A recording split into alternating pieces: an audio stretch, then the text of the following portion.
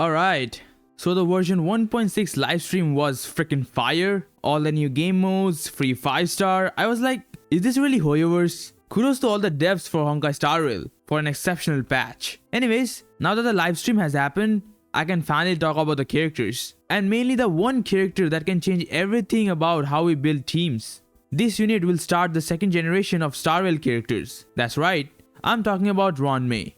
In this video, we are going to be looking at her overall kit, her Eidolons, talk about some builds and team comps. And as always, these are just my personal thoughts on the character. If you disagree or find some mistakes, feel free to correct me in the comments. Please keep in mind that she's not out yet, so my opinion on her might change when she's actually released. And that is to be expected. At this point, I can only analyze based on what info I have. I cannot tell the future.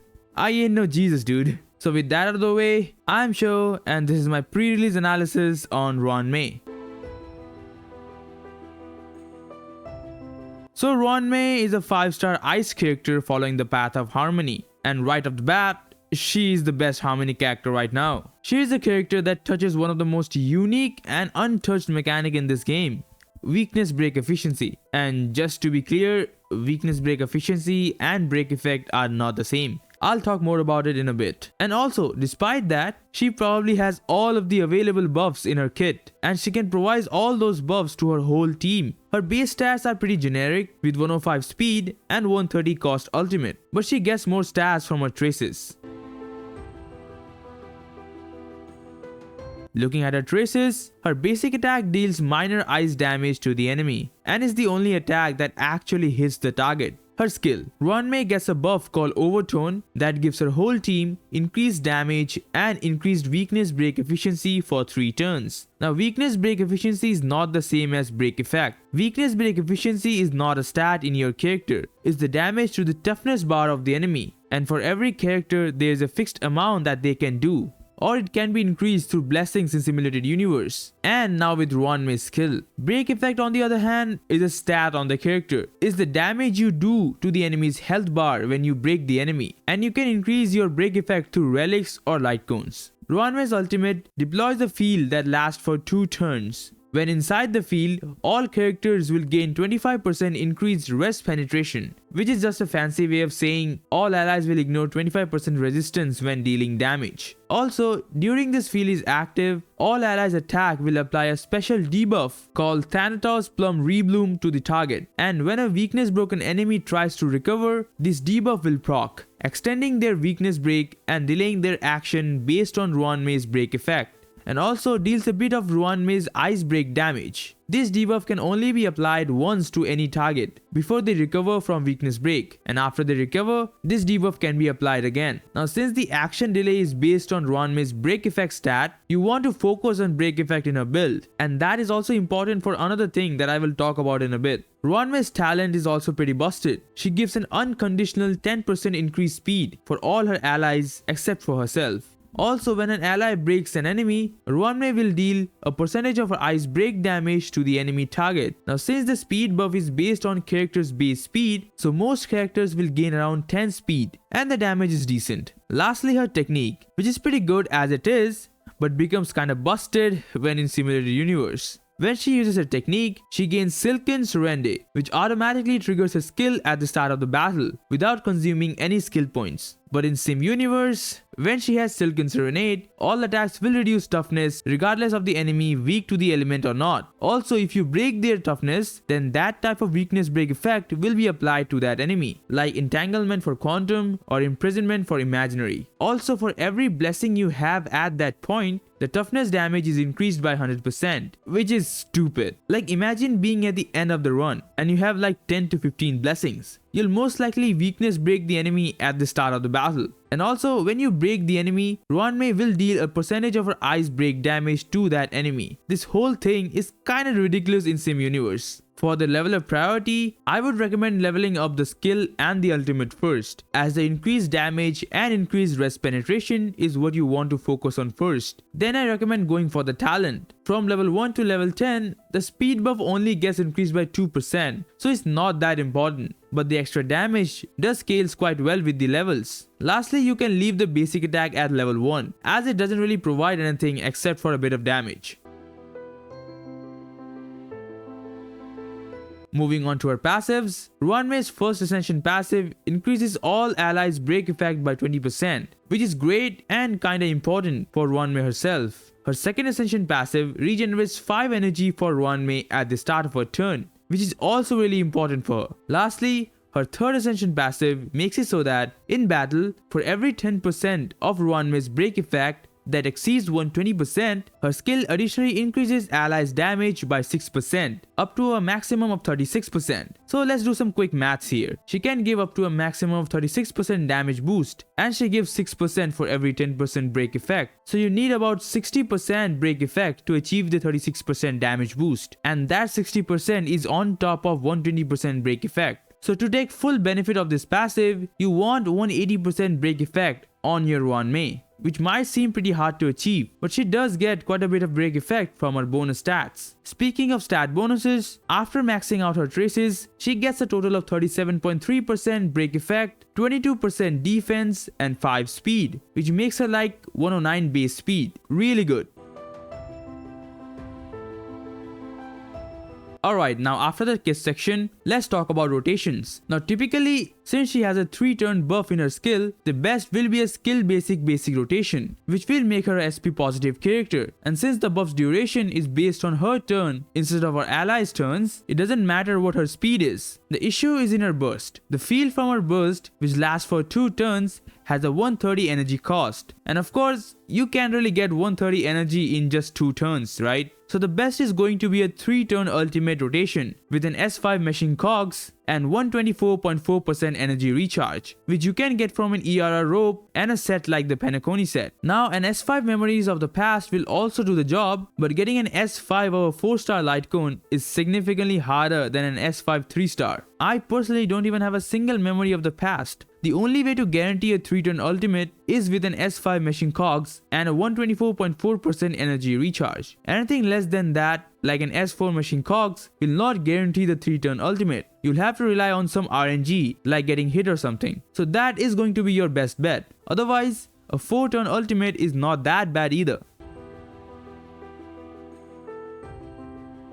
Now let's do something new. Instead of at the end, let's talk about her Eidolons here. Now just a tip, don't pull for Eidolons, man. She's already busted. And you already have some insane, OP, gorgeous, fabulous and whatever characters coming in the future. So just save up, man. With that, let's start with her E1. While the ultimate's field is deployed, the damage dealt by all allies ignores 20% of the target's defense. This is bullshit. I mean, like, what the hell? What is this? Is this E6? Did I start from the other side? Like, what in the world is this? Holy hell, this might be the most OP E1 I've ever seen. Like, can you imagine? Defense ignore Eidolons are usually E2 or E4 for DPS characters, and now she can give her entire team defense ignore. Like, who the hell is cooking with these characters, man? Her E2 makes it so that, with Ruan Mei on the field, all allies increases their attack by 40% when dealing damage to the enemy with weakness break. Another kind of unconditional buff, a 40% increased attack is huge. Her E3 and E5 increases the level of her traces, which doesn't really matter that much as her skill and stuff scales very little through levels. Her E4 increases Ruan Mei's break effect by 100% for every 3 turns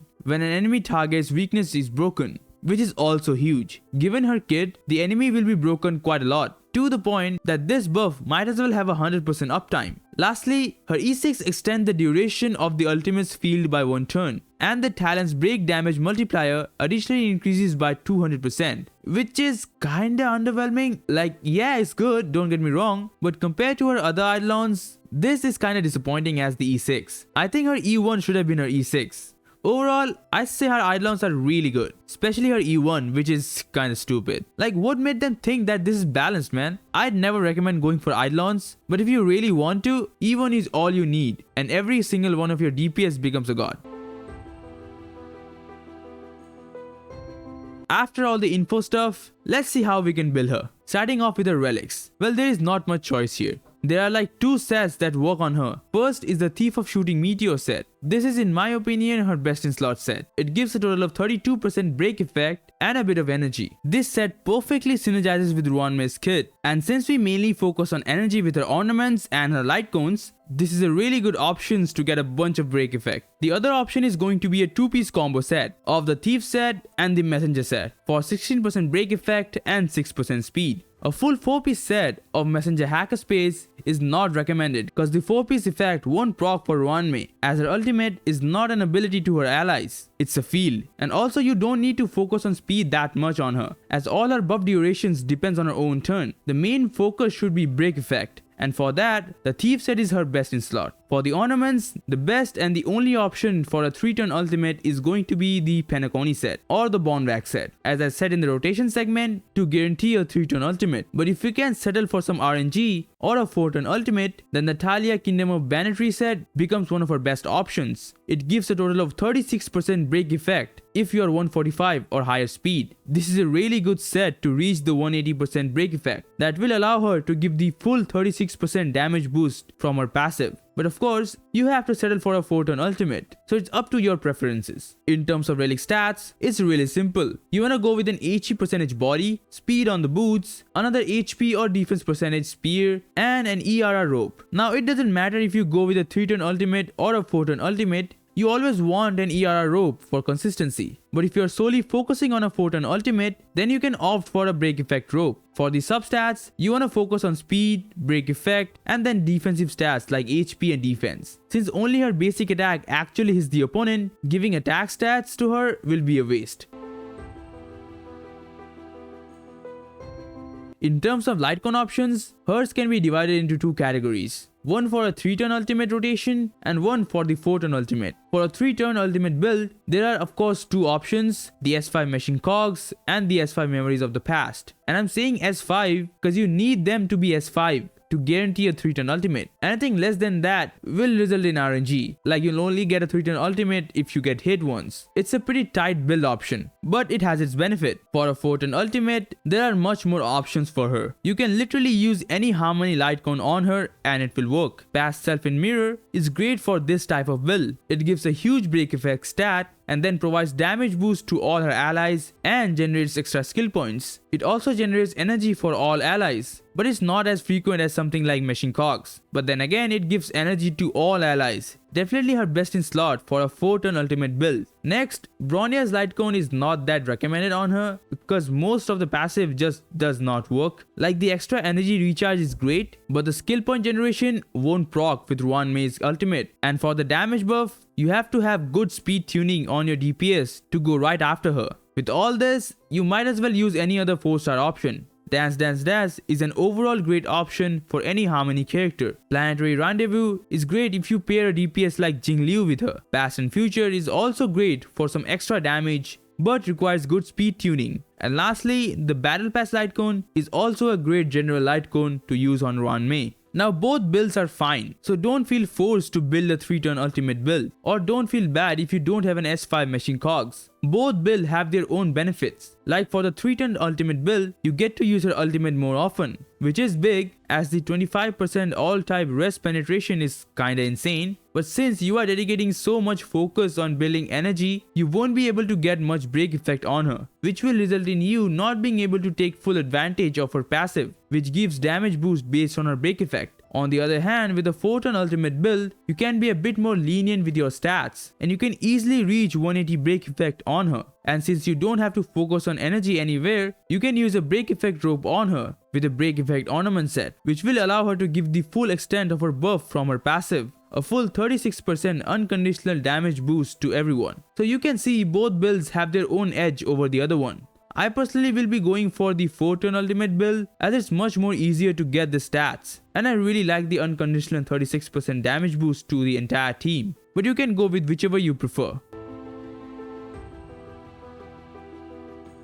Lastly, let's talk about some team synergies. Now she is not out yet, so I can only recommend based on what I think of her kit and where she will work best. There are 3 types of teams where she can be a great asset. First of all are the DOT teams, which means Kafka or other DOT characters like Luca, Sampo or Gwen. All the DOT characters scales really well with break effect and are great for weakness breaking the enemy, and Ruan Mei will fit really well in those teams. Next are DPS characters like Jingliu. Since she is also ice, Ruan Mei can further buff her with the Penacony set, and with the insane amount of damage boost she provides, Jingliu will hit like a truck. Also, other DPS characters who has great break damage can also pair well with her. One such character is Shu Shang. She constantly breaks the enemy and has one of the best breaks in the game. Lastly, she can also enable double DPS comps like with Blade and Jingliu. Since all her buffs are team-wide buffs, she doesn't have to focus on a single character. And also, since she boosts damage instead of attack, Blade can also benefit from that. Overall, she definitely has great matchups with almost every character in the game, making her one of the most versatile character in Honkai Star Rail. These are what I think will be her best teams, but you can't come up with your own teams since her kit allows her to be slot with anyone. If you have other teams in mind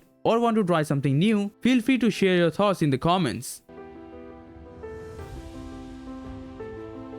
So overall, I'd say she has a really busted kit, from her traces to her Eidolons. Everything is just insane. Many content creators are calling her unbalanced, which we kinda expected from the start, as we all know that the harmony characters in this game are already kinda busted, even 4 stars. So a limited 5 star will obviously be insanely strong. I personally think she's a really busted character, but I wouldn't call her unbalanced. She has multiple buffs and all are team wide. She has various build options and Lightcone choices to choose from, and can be slotted into any team imaginable. So you guys can already guess her value as a character. My statement on her remains the same. She's close to a must-pull character, and if you have enough J's to pull for her, then I highly recommend you get her. Trust me, you won't regret it. And there you have it. Those are my thoughts on one of the most OP characters in Honkai Star Rail, Ruan Mei. She is definitely worth the hype, and obviously worth your hard-earned stellar Jades. So thank you very much for watching. If you found this video helpful, drop a like and subscribe for more Star Rail and Genshin content from yours truly. And do share your own thoughts on her, and if you'll be pulling for her or not. Thanks again, and I'll see you guys in my next video.